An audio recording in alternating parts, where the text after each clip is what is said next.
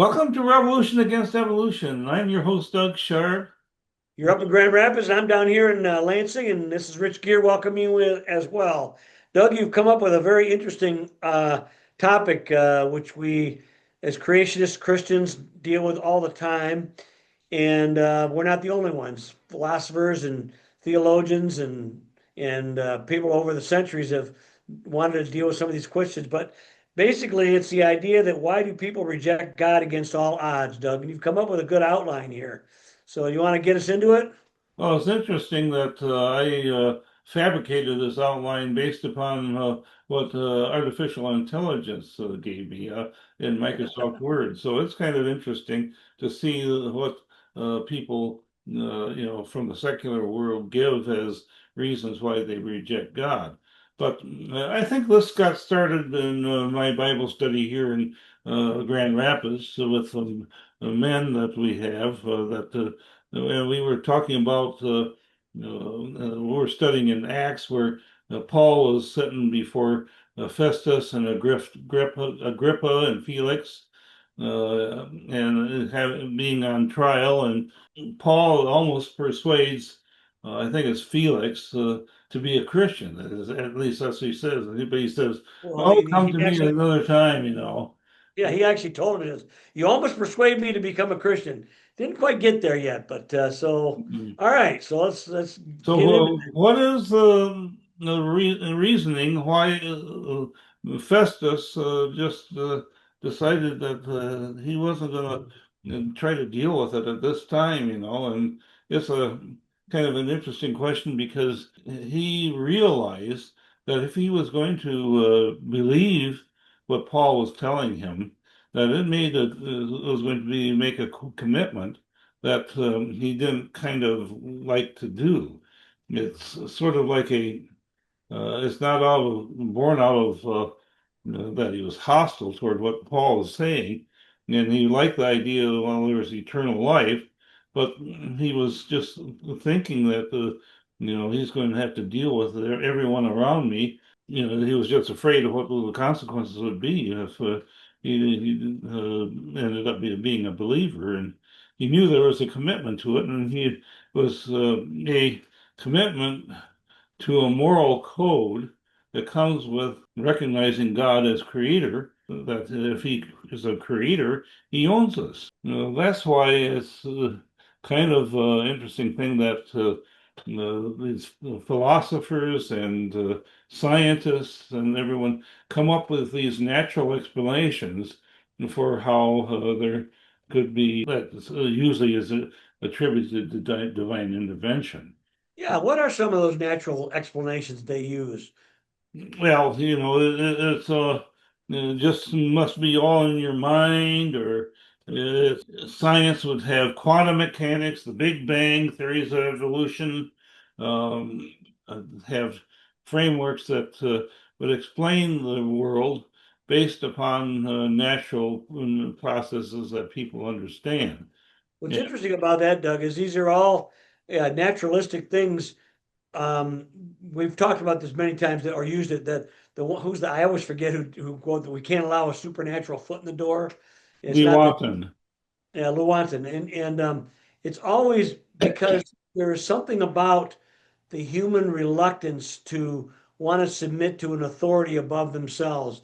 You'd think that wouldn't be the total way it is because we have hierarchical religions, we have the military, we have whether you're working at an employer, there's all kinds of hierarchies in place, but they're all human centered in that respect. It's the idea of having somebody who's outside of space and time, somebody who you can't see, setting rules that we instinctively or intrinsically do not want to obey.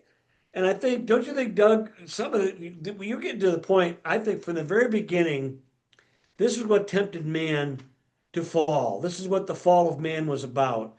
It wasn't about you will become like gods. God had created Adam and Eve to be made in his very image, to be like unto himself. He called Adam was called a son of God in that sense. All right, he wasn't the son, that's Jesus. But the point of it is that the devil comes in and says, "You will be like God, knowing good from evil." i.e., you will not be subject to him telling you what to do or what you can know or what you can think. You have to be basically you're autonomous agents. You're in you know in, you intrinsically God yourself without God. And I think this is a thing that goes way back to the very beginning. And when you have philosophies, these naturalistic devices are really rescuing devices to try to, when we come up with arguments for why, we talk, you and I have talked about this. We want to remove obstacles to faith, but people oftentimes want to put up those obstacles to faith because they do not want to be subject to somebody above themselves. They want to be their own agent, That's the root which of the problem, really, is now that. that to me is the core issue. Yeah. And so a number of years ago, I wrote an article, it's on our website, called Reversing Direction on the Reprobate Road. And it talks about I like the alliteration. Romans chapter 1, where you have Paul says, I'm not ashamed of the gospel of Christ, for it is the power of God to salvation for everyone who believes, even to the Jew and also for the Greek. And so he talks about that. That's the first red flag that might be a problem, is that people become ashamed of the gospel. And why would they be ashamed of it? Because it's a wonderful thing, the gospel of Christ. But what it is sacrificing yourself, taking your own personal ways that you want to do, and your own independence, and setting them aside in favor of following the path that God leads you to. Well, And Doug, you've heard it many times. Religion is just a crutch. In yeah, other words, they want to do not want to admit that they are broken, fallen, corrupt, wicked, weak, any of those adjectives, take your pick. They don't want people don't want to admit to that. Now, that's part of some of it in the Christian worldview is when you're broken, you're willing to acknowledge that part. But Doug, we have all kinds of stuff. I mean, you listen to this article here you got down, philosophical and intellectual doubts. These are like background things that people are using as I would say walls or blockages to faith. They're things that they're either brought up with or have been exposed to, and so they've used these as reasons to not want to submit to a sovereign being. And it's interesting. I like these philosophical and intellectual doubts. What are some of those that you would think would be kind of at the forefront of that, Doug? well, I think if it's a problem of evil for one thing, trying to figure out why God, who is a good God, would allow evil to occur in this. Ah, And there we get to the crux of it. How could a sovereign, beneficial, loving God allow pain, suffering, and death in the universe? Isn't that what you're getting at? that's one thing. And people experience a personal tragedy, such as the loss of a loved one, or Right? you and I have suffered with your wife and my sister Carol. With a But you little, also had a death with your with your first spouse. Luckily, the Lord has restored something to you, and you and Cookie have a wonderful relationship. But it's a tough thing to see a wife you married to for 50 years or so and going through a cancer. And those are things. Those are legitimate questions to ask. Say, Lord, how could you allow this suffering? But part of it's all about we as human beings. We are very self-centered. that's It's right. all about me. Why do I have to suffer? And that's but it's a good question to ask. How could a loving God allow such things to happen? Now we've talked about that on Mhm. our show many times because in fact, it makes no sense to be an old earth creationist, if you will, or a person who believes in God and believes that the world has been always had suffering and death and sin in it and corruption and evil. But it's in your face in the here and now. We could talk about evil 2,000 years ago, but when you see it right in front of your own face, when somebody you love dies, or somebody you were close to betrays you, or something that happens that's unfortunate, or you lose all your property or your whatever, all of these things happen in a world that has been broken, and we know that. But the point of it is these people are using this as a reason to reject something for eternal life. It's really, to me, it's very short-sighted. It's the idea of why Esau sold his birthright for a bowl of pottage. Right. Okay, and everyone in this life is going to die. And why put your head in the sand that the possibility that there is a sovereign being out there that wants to live with you eternally and that everything is going to be made new, including you, and it'd be forever. Why is that hope such a horrible thing for some of these people? It's really hard to fathom in some respects, but the pain is real. And pain affects you, doesn't it, Doug? You know? It certainly does. And when you suffer for years, like my wife Cookie did with fibromyalgia and Oh yeah. chronic fatigue syndrome, and but she was miraculously healed a number of years ago, and so she no longer suffers from that.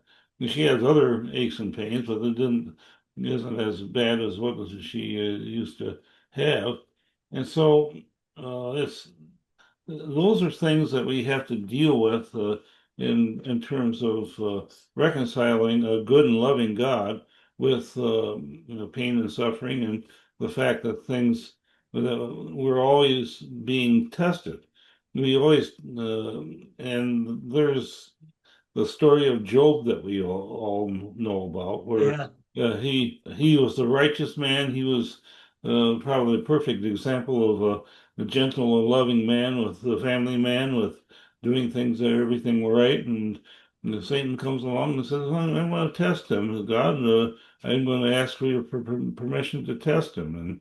And God says, well, go ahead, but he's going to follow me regardless of what you're going to do him. And so and so Job actually maintains his integrity, and yet it exposes some of his own weaknesses, where Right. he was able to he was figure out that in comparison with God, that he was nothing. He had to repent from being proud and a lot of other things, and God was able to deal with him and restore everything to him and bless him. But certain things that cause people to reject God, people have an idea that God is some sort of celestial killjoy. He he's ready. He's got a smite button that he's going to push. I've seen those Far Side cartoons. They're pretty funny, I have to admit. They are. Got a big thumb with a smite button. Yeah. Yeah. A problem for people to actually come to trust God when they don't have examples to go by in their own personal lives, or if they don't have a father figure or someone that shows God's love to them. Well, Doug, we've dealt with philosophical and intellectual doubts. We've dealt with psychological and emotional influences And to then some there's the rise of individualism. As the modern culture has shifted its focus from communal belief systems to personal experiences and autonomy. And so it gives people who reject God, they feel a sense of liberation from institutionalized religion, and they think it's outdated or restrictive, and that's one of the things that we have to deal with. That Yeah, we kind of dealt with that in the beginning of the show here, Doug. A little bit about that, which goes back to the Garden of Eden. We want to be our own gods without any, without we want to be autonomous from a celestial killjoy, supposedly, or whoever it is. But to me, that's a short-lived idea, Doug. It's like candy tastes good on the mouth for a while, but if that's all you eat is candy, you're going to die of malnutrition. It's not going to help you much. It Mhm. sounds sweet to be morally autonomous for a while. You can do your own thing. But ultimately, how many people who live this way suffer incredible disappointment and tragedy even in their own life? How many people, a lot of, I'm not saying everyone does this, but there are many suicides because there's a sense of hopelessness with autonomy. See, we have an instinct, Doug, as a human being to want to belong to something bigger than ourselves. Mhm. It's why we join, clubs and churches and why we have fellowship with other people, why we have communal relationships. And when we cut ourselves off from that kind of thing, it's one of the things I think the Lord gives us just instinctively. We want to get together and gather with people. That's why we have parties and things to do. It gives us a sense of communal and community, because God himself is community to Mm. me. He's a tripartite being, Father, Son, and Holy Spirit. He lived in community from before the foundations of the world. Yet what's he do? He creates angels and cherubim, seraphim, the living creatures, all kinds of things. And that's not, then he creates us to have fellowship and community with him. This is instinctive within all of us. And when we cut ourselves off from that for the sake of a short-term autonomous existence, yeah, it's short-term, it's short-lived, I think. Pretty soon you're going to end up with the next part of us, the search for meaning. Right. Because without moral and ethical autonomy, we see the tragedy that, Doug, we've talked about that for years. The idea that if we're a bunch of random chemical elements, like evolution says, or we're just whatever I've experienced or what I ever think is real, that's the only thing that's important. Well, you end up with chaos. We end up with a purposeless sense of life, and you can bury your head in material acquisitions and even drugs and sex when you're younger. I don't know, when you get older, maybe it's not quite as incredible, but all those things get lost because they don't last. None of them last forever. If you And go your own way, and you do your own thing, well, who are you going to actually impress ultimately, forever? You're going to end up looking foolish, eternally. it's interesting, Doug, because doing these things, moral, ethical autonomy, you eventually come together. You want other people to agree with you. I Right. think that's why atheists and agnostics fight so hard against creationists, because they want you to agree with them. They want to have that fellowship, that community. They don't have any meaning purposely. I mean, they have short-term meaning. They might be millionaires. They might have all kinds of fame. They might have all kind of success in their endeavors. But ultimately, it's shallow. It doesn't have any lasting. You're going to die, buddy. Is there any hope beyond this life for you? Maybe that's good enough for most people, but I think inside God has given everyone the measure of faith, the knowledge that He is and that He cares for you. That He's given us, and they bury it. We have an ability to bury things, to push it aside. But that search for meaning will come. Your ethical autonomy is going to be only so far. Ultimately, it's how you end up with systems like communism and, Mhm. and, and, and Nazism and all these things. They're trying to belong to a bigger community and get people to go along with them. That search for that meaning, I said, you can only find it in God. It's the only way. And Jesus has made it the way to get to God is through him, because he's God himself. So that's the meaning search. But people want to bury their head and not go after. They're searching for meaning and all. It's supposed to looking for all for love in all the wrong places. You know that old song, looking for love in all the wrong places. Well, you're looking for meaning in all the wrong places. You're not going to find them in success. You're not going to find them in partying. You're not going to find them in drugs. You're not going to find them in money. It's all these things are not necessarily evil in and of themselves for what they are, but when they become the goal, the end result, you will always be stuck. There was a song used to be way back in the day called More. Whatever you have, you want more. It's never enough. Only God is enough. That search for meaning to me. He is. And even with doubts, fears, disappointments, tragedies, without that overarching knowledge, that knowledge of us, of something above us, that I take comfort in that, Doug. It's kind of like when I was a little kid and my dad was driving the car and I would get in the cubby hole of the front of the car. I knew I was going to be safe because he was driving, you know? And yeah, you think that's a crutch, but I'm saying we were all born as created beings. We're not immortal and self-sufficient. I think to myself, Doug, have you ever had prayers like this? I thank God that God is God, that there's somebody above me that has it under control, even when I don't have it in control, and I'm overwhelmed, when things are just bad. So anyway, Doug, I'm spouting on, Doug, because it is very personal for me and very strong, and I'm so glad you led me to the Lord all those years ago, and we've done these, been able to do these shows and stuff because the more I study it, even if I have doubts, fears, angers, even, I look at it and I go, man, I'm so glad that I have a hope for something outside of myself. I'm so glad that He is alive, and that even though things are disappointing, my with Carol, yes, I ache for her to be recovered, but I know this is not the end of it. I know that, Vivian, she's not like you wrote your little booklet, Doug, No Worries in Heaven. You know, we have that hope, and that's the P, a personal journey, a personal statement that I'm just comforted by the fact that there is somebody outside of myself. When you're young, you want to be, oh, I want to be all by myself. I can do it. I'm strong. No, you're not.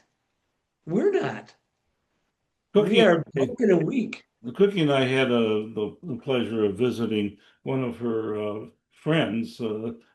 Actually, she's a short tail relative, and we went over to her house, found out that she lives just down the street from us.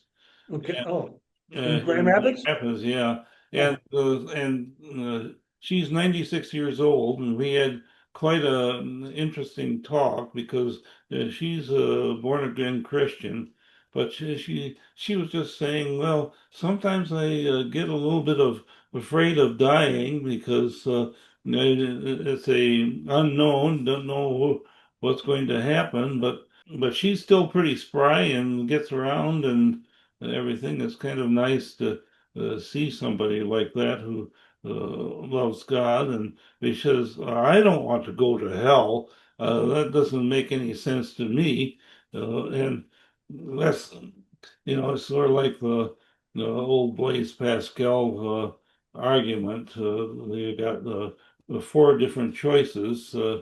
Either God is who he says he is or he isn't, and either you believe it or you don't, and three out of those four Losers. are losers. That was my personal very beginning talk with you, Doug, way back in the day. Now, Was why? so I Why? didn't know that was Pascal's argument because Yeah, I think I read it later on with C.S. Lewis, but that came to me immediately through my own. I never read anything like that. I just the realized, Pascal's wager is what it's called. is that what it is? Okay, okay. I've Pascal's heard about wager. that. It just makes sense to bet upon something that's a sure thing, because the other ones are poor consequences. Well, they're losers. They You are. can't win with the other three. You can't win. And some people, that's what astounds me, Doug, that people are so stubborn to want to be that way. It just really surprises me as to why they would not take a chance on faith and belief in God because the alternatives are so they can be so horrible or so purposeless or so useless, Like I say, go ahead. Jesus, of course, so when he did his miracles, it was out in the open where everybody could see him, and the Pharisees were sitting there watching these things happen. And yet the Pharisees knew that they were going to be in trouble because the what he pre-Jesus was preaching was not what they were doing, and so they felt convicted uh, by what he was saying, and Right. he said things that which are kind of humorous. You guys strain out a net to swallow a camel. Yeah, And of yeah, course, the camel is unclean. And, yeah, but yeah.